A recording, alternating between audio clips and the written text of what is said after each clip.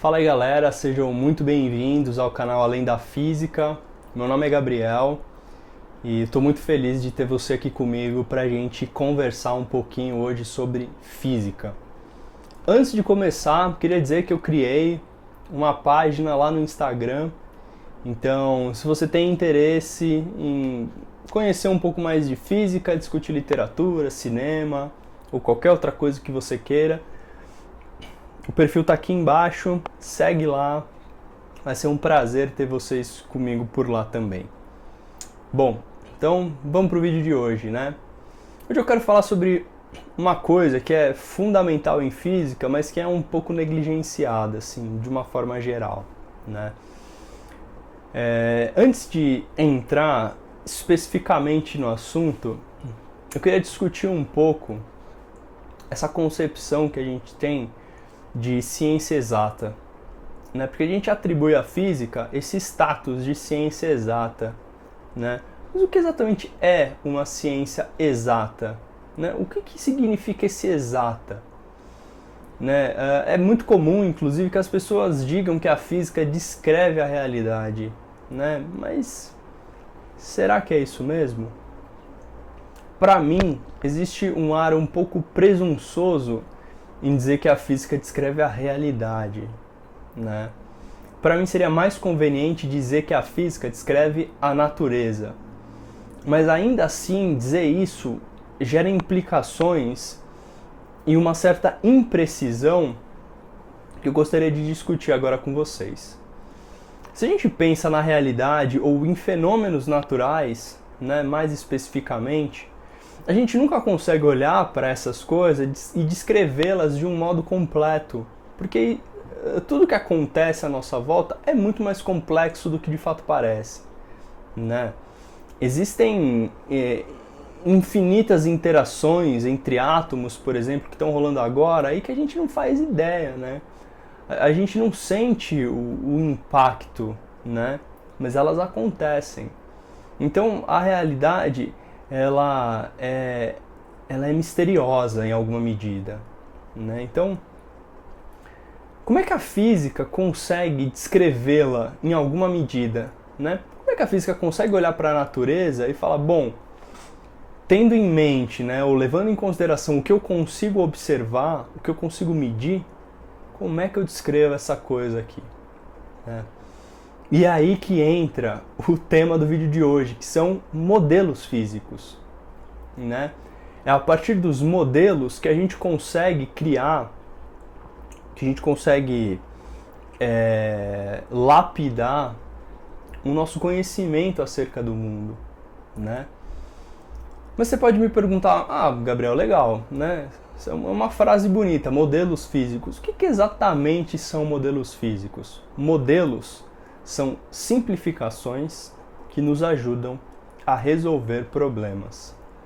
Então o modelo, ele não é a realidade.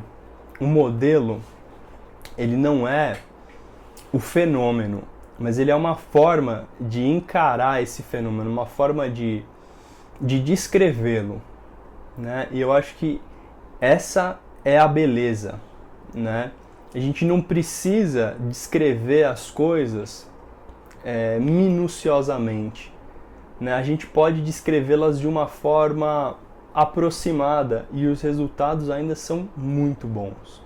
Vamos supor, nós somos, por exemplo, um grupo de cientistas um pouco mais antigos e a gente quer descrever o movimento da Terra em torno do Sol. E a gente começa a olhar, né? A gente começa a olhar para os outros planetas, como eles se movimentam, a gente começa a pensar, pô, será que a gente se movimenta igual, né? E imagina que uma das pessoas do nosso grupo diz, poxa, mas e o movimento das placas tectônicas? E outro diz, e o clima? E os terremotos? E as atividades de vulcões? E a atividade humana? Né? E aí você pensa, poxa, como é que eu vou considerar todos esses processos dentro da minha descrição do movimento da Terra ao redor do Sol, né? E aí você fica pensando, até que em um dado momento você se dá conta de que esses processos não interferem de forma mensurável no movimento da Terra ao redor do Sol.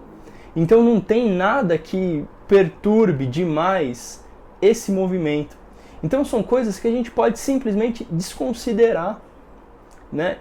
E essa é uma ferramenta poderosa de um cientista, de um físico, de um geólogo, de um químico, é a capacidade de abstrair. A abstração é uma coisa que te permite olhar para um problema e não ser tomado pelo completo desespero. Porque você pensa, poxa, esse negócio aqui é muito difícil, como é que eu vou fazer? Não tem como. E aí a tua capacidade de abstrair vai permitir que você desconsidere coisas que não são importantes na descrição daquele fenômeno. Se a gente considerar, por exemplo, a equação de Newton, né, para a força gravitacional, para quem não conhece, a gente vai chegar lá, fica tranquilo. Mas a equação dele diz que a força entre dois corpos depende apenas de uma constante, da massa desses dois corpos e da distância ao quadrado. Só. Não importa se o planeta Terra tem vulcão, tem terremoto, tem maremoto, tem tsunami. Não importa. Entende? Então essa capacidade de abstrair e olhar para as coisas que são importantes na descrição do fenômeno são habilidades imprescindíveis. Então você consegue perceber a importância dessa modelagem dos modelos na física? Ainda não? Espera lá que eu vou te dar um exemplo bastante prático. Pensa que se não fossem modelos físicos, sua vida na escola ia ser muito difícil. Muito mais difícil, porque eu imagino que ela já seja, né? E o vestibular também seria mais difícil, né, do que ele de fato já é. Por quê? Porque se a gente tivesse que considerar várias variáveis na descrição de um fenômeno, isso ia tornar o trabalho muito mais complicado, né? Você ia ter um gasto de energia, de tempo muito maior. Então os modelos permitem que a gente encurte um pouco o caminho, né, para chegar nessa solução, né? Aí que está a importância. Eu vou te dar um exemplo bastante simples. Existe um modelo que é muito importante em física, que é o modelo da queda livre, né? Então pensa, você tem lá um corpinho, você vai soltar esse corpinho e ele vai cair no chão, né? A gente sabe intuitivamente que qualquer coisa que a gente soltar, de qualquer altura humanamente razoável, esse objeto vai cair no chão, né? Ele não vai subir para cima é um pleonasmo, mas ele não vai subir, ele não vai aparecer na tua outra mão, ele vai para o chão, né? Então o modelo de queda livre ele diz que um objeto solto de uma altura próximo da superfície da Terra, ele vai cair com uma aceleração de aproximadamente 9,81 metros por segundo ao quadrado, que é a famosa é o famoso valor da aceleração da gravidade, né? Para quem não sabe exatamente o que significa metros por segundo ao quadrado, significa que a cada segundo a velocidade desse objeto vai aumentar 9,81 metros por segundo. Então é como se a velocidade ela variasse linearmente, ela é uma reta, tá? E o coeficiente angular dessa reta é exatamente a aceleração. Tá? É isso que significa. Então, vamos supor que um corpo ele cai com velocidade inicial 0. Então, depois de 1 segundo, ele tem 9,81. Depois de 2 segundos, ele tem 9,81 vezes 2. E assim sucessivamente. Tá? Então, vê que o modelo ele é muito simples, né? Porque é uma variação linear de velocidade. A posição é uma variação quadrática, mas conhecendo as equações da cinemática, que são bastante razoáveis, né? Se você não conhece, eu estou preparando um conteúdo também sobre isso. Se você conhece as equações da cinemática, você consegue descrever esse movimento de queda livre, porque ele é simples, ele é uma simplificação da realidade. Mas você pode me perguntar, pô, legal, a queda livre ela acontece exatamente como previsto pelo modelo na realidade? E eu vou te dizer que infelizmente não acontece. Por quê? Porque quando a gente solta um objeto que não é muito aerodinâmico, por exemplo, a gente vai ter a presença da resistência do ar. A gente vai ter a presença do empuxo, que são as forças exercidas por fluidos, né? Tipo gases e líquidos. A gente pode ter a presença de forças laterais que vão empurrar esse objeto para o lado, né?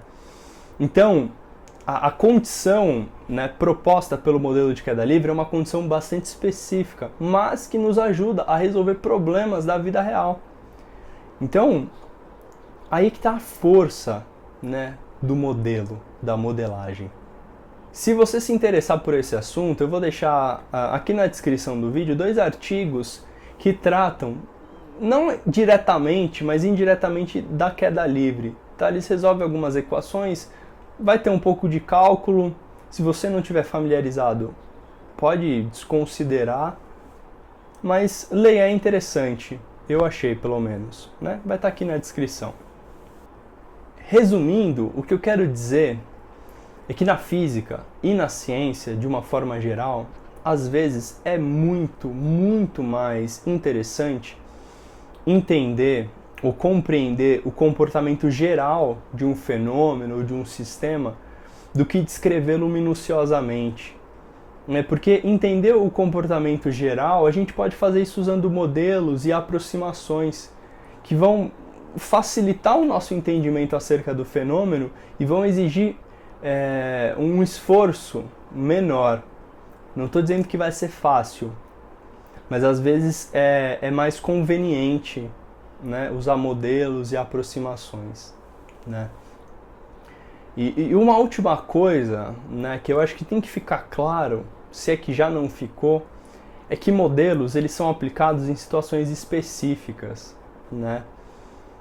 Pode parecer trivial o que eu vou falar, mas o modelo de queda livre ele não vale para um carro andando numa estrada, né? Ele não vale para a interação entre corpos de proporções celestes, como os planetas e estrelas, né? Ele vale para um objeto caindo próximo da superfície terrestre, né? Veja que isso pode parecer até um pouco bobo, né? Mas conforme a gente avança em física, os modelos vão ficando mais avançados, né? E isso às vezes não vai ficando muito claro, né? Então o modelo ele trata de situações ou situação específica, né? Precisa ter isso em mente, é importante ter isso em mente. E uma outra coisa, né, que é tão importante quanto a especificidade do modelo, é que todo modelo possui limite de validade, né? E quando eu digo limite de validade, não é prazo de validade, ele não tem um tempo para acabar. Mas os modelos, eles se aplicam em domínios, né, da experiência específicos e em escalas específicas. Então, por exemplo, né, a dinâmica ou as leis de Newton, elas se aplicam a uma infinidade de situações, mas que correspondem à escala da física na vida humana, né? São coisas que a gente consegue ver, que a gente consegue observar, né? A mecânica newtoniana ou a dinâmica pode não fazer muito sentido, por exemplo, no contexto da mecânica quântica, porque a gente está trabalhando no micro, no muito pequeno. E ali o conceito, inclusive, de forças não faz muito sentido, né? Então, são domínios diferentes, né? Então, é importante ter isso em mente, tá?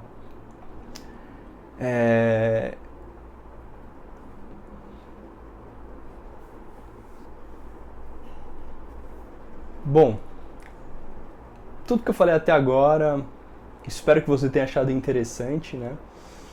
Mas você pode me perguntar, como é que eu faço isso? Como os modelos surgem, né? Os modelos eles surgem de várias formas, tá? Uma delas é usando a análise dimensional. A análise dimensional é o processo, né, que permite que a gente antecipe como uma grandeza vai depender de outras grandezas, sem que a gente precise fazer uma conta detalhada, sem que a gente precise entrar no mérito da questão, né, entrar no cerne, né? Então é uma ferramenta também muito poderosa, né? A gente pode usar essa ferramenta para fazer modelagem física. Para terminar o vídeo, eu queria mostrar para vocês um exemplo, né? Esse exemplo foi apresentado para mim na primeira semana da graduação. No começo eu não entendi muito bem o que estava acontecendo, eu espero que eu consiga explicar para vocês de uma forma bacana, né? Aceito feedbacks, inclusive. E vamos lá, eu vou mostrar para vocês como é que funciona essa modelagem. Bom, pessoal, então esse aqui é o exemplo, né, que eu queria propor para vocês de uma modelagem usando a análise dimensional. Então vamos supor que a gente tem aqui, né, um pêndulo com uma massinha na ponta e ele está oscilando, né? Então ele está vindo para cá, para lá, para cá. E a gente quer descobrir o período desse pêndulo, que é o tempo que o pêndulo demora para vir, né, para sair dessa posição e voltar para ela, tá? Vamos supor também que a gente já analisou o problema e a gente definiu que as quantidades, que os parâmetros importantes na descrição desse fenômeno são a massinha do objeto que está aqui na ponta, a aceleração da gravidade, o ângulo de abertura θ, né, que o pêndulo faz com essa reta vertical, e o comprimento do pêndulo, né, comprimento dessa corda aqui, tá? Veja como eu falei, essa parte de definir quais são os parâmetros importantes é uma parte fundamental na análise dimensional. Então, sempre que a gente olha para um problema, a gente tem que pensar, o que é importante aqui? Tá? Então, nesse caso, a gente define o que essas são as quantidades importantes. Legal. Quando a gente fala em análise dimensional, a gente precisa definir quais são as grandezas de cada um desses parâmetros, né? Em física, a gente tem 7 grandezas fundamentais, mas eu vou apresentar para vocês 3, que são as mais importantes, ou as que a gente mais está acostumado, tá? Que são as grandezas de massa, de tempo e de comprimento. Tá? Todas as outras grandezas são de alguma forma derivadas dessas, tá? Então a gente vai olhar para esses parâmetros e a gente vai ver quais grandezas que definem esses parâmetros, tá? E aí eu já deixei pronto aqui, né, uma espécie de tabelinha. Então esse primeiro parâmetro, né, o tal, que é essa letra grega aqui, né, que a gente usa para o período, a gente sabe que o período ele é dado em segundos, por exemplo, no sistema internacional. Então a grandeza do período é o tempo, tá? Por isso que a gente usa esse T aqui. A grandeza da massa, evidentemente, é massa. A gente vai usar esse M maiúsculo aqui. A grandeza do L, né, é o próprio comprimento. E a gente usa a letra L aqui, que é do inglês, né, length, tá? A grandeza da gravidade, né, ela parece ser um pouco mais complicada do que as outras, mas não é. Quer ver? A gente define a gravidade como, por exemplo, no sistema internacional, sendo metros por segundo ao quadrado, né? Então, é uma quantidade de comprimento dividido pela quantidade de tempo ao quadrado, tá? Então, é L vezes T elevado a menos 2. Por quê? Porque qualquer número elevado a menos 2, a gente vai inverter esse número, então vai ficar 1 sobre t ao quadrado. Tá? Isso é propriedade da exponenciação. Então, a gente escreve a grandeza da aceleração da gravidade como sendo Lt elevado a menos 2. E o θ, né, que pode ser dado tanto em radianos quanto em graus, a gente vai dizer que ele é adimensional. Tá? Porque ele não tem unidade, certo? E aí a gente vai atribuir a ele a letra 1. Resumindo, a gente pode dizer que o tal, que o período é uma função da massa, do comprimento, da gravidade e desse ângulo θ, certo? O que a gente faz com essas informações? Então a gente vai escrever explicitamente essa função. Como é que a gente vai fazer isso? Dessa forma aqui. Então a gente vai multiplicar todos esses parâmetros e vai elevar cada um deles a um determinado expoente que a gente ainda não conhece, tá? Que eu chamei de alfa, beta e gama. Então a gente tem esse θ, que a gente sabe que é um parâmetro adimensional, então ele é constante, tá? A gente vai ter a massa elevado a um expoente alfa, o comprimento elevado a um expoente beta e a gravidade elevada a um expoente gama. E aí o que a gente vai fazer em seguida é substituir os parâmetros pelas suas grandezas, tá? Como a gente discutiu agora há pouco. E o que a gente quer de verdade são os valores de cada um desses expoentes, para a gente entender como é que eles se comportam, né? Como eles definem de alguma forma o período, né? Então a gente quer saber se eles estão elevados ao quadrado, se eles estão ao quadrado, se eles estão dentro de uma raiz, se eles estão no denominador de uma fração, e é a partir dos expoentes que a gente vai conseguir descobrir isso. Tá? Então aqui eu já mudei, né? Eu substituí os parâmetros pelas suas grandezas.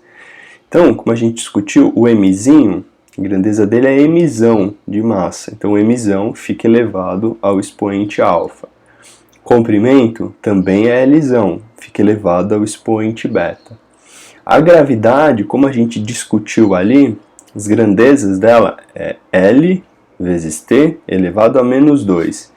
Então, essas duas grandezas ficam elevadas a gama. Então, a gente vai ter L elevado a gama vezes T elevado a menos 2 gama. Tá? E é aqui que está a parte importante da análise dimensional. A partir dessa equação, a gente vai chegar num sistema linear, que está aqui embaixo. Mas como é que a gente faz isso? Primeiro a gente vai olhar para o lado esquerdo da equação. Tá? Então, como a gente discutiu, o parâmetro do tal é tempo, né? Então é esse t. A gente eleva a menos 1 para ficar fácil de ver. Não precisava, é redundante. Tá? Mas você vai ver como facilita. Então, a gente tem do lado esquerdo da equação tempo elevado à primeira potência. E a gente precisa garantir que do lado direito também vai ter o tempo elevado à primeira potência, porque esse sinal de igual aqui nos garante isso. Então, a gente precisa de alguma forma garantir que esses expoentes se combinem a fim de que do lado direito só fique o tempo elevado à primeira potência. Então, para facilitar a visualização, eu ainda incluí o m e o l aqui do lado esquerdo, ambos elevado a zero. Né? Porque qualquer número elevado a zero é igual a 1. Né? E o 1 é o elemento neutro da multiplicação. Então, a gente vai olhar para cada uma dessas grandezas aqui e vai igualar os expoentes delas. Tá? Então, o m está elevado a zero. E aqui o m está elevado a alfa. Então, dessa relação de igualdade, a gente tira que o alfa é igual a zero. Percebe? É sutil, mas se você olhar com cuidado faz todo sentido. Né? A mesma coisa para o L. Aqui o L é igual a zero. E desse lado aqui a gente tem dois L's. Então, propriedades da exponenciação, bases iguais. Eu mantenho a base e somos expoentes. Então eu vou ter que beta mais gama é igual a zero. E daqui eu tiro que o beta é igual a menos gama. Pô, legal. Será que a gente consegue descobrir o gama? Vamos ver. Com relação ao parâmetro de tempo, a gente tem que do lado esquerdo, o tempo está elevado à primeira potência.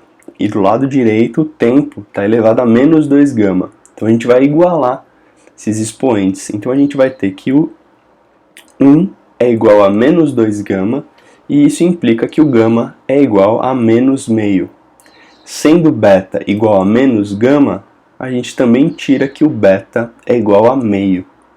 Então agora a gente tem o valor desses três expoentes aqui. Pô, perfeito, então a gente terminou de fazer a análise dimensional. O que a gente vai fazer com esses valores? A gente vai justamente substituir nessa equação aqui. Então a gente tirou que o alfa é igual a zero. Então se a gente colocar zero aqui, a gente vai ter massa elevado a zero. Isso vai dar 1, a massa vai desaparecer. Então veja que na descrição, né, do período de um pêndulo, a massa não é importante. Né? E quem mostrou isso pra gente? Foi a análise dimensional. Né? A gente conseguiu concluir isso a partir da análise dimensional. O L está elevado a beta. Beta é meio. Né?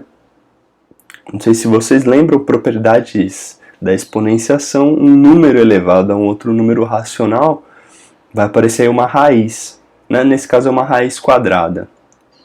E o g, que está elevado a menos meio, né? Que está elevado a gama, ele também vai aparecer dentro de uma raiz quadrada, mas no denominador de uma fração.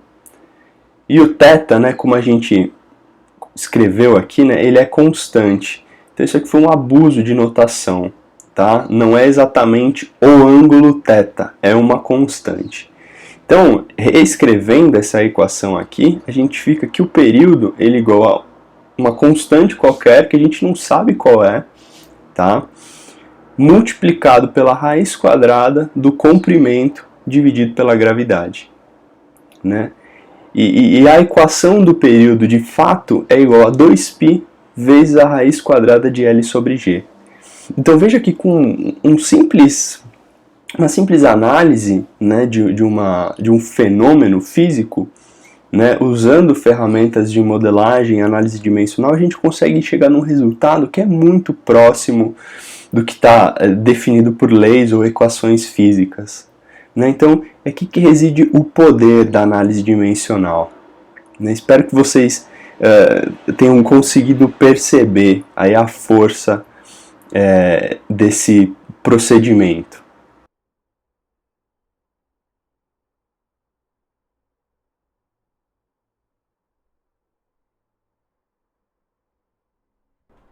Bom, espero que vocês tenham curtido o vídeo.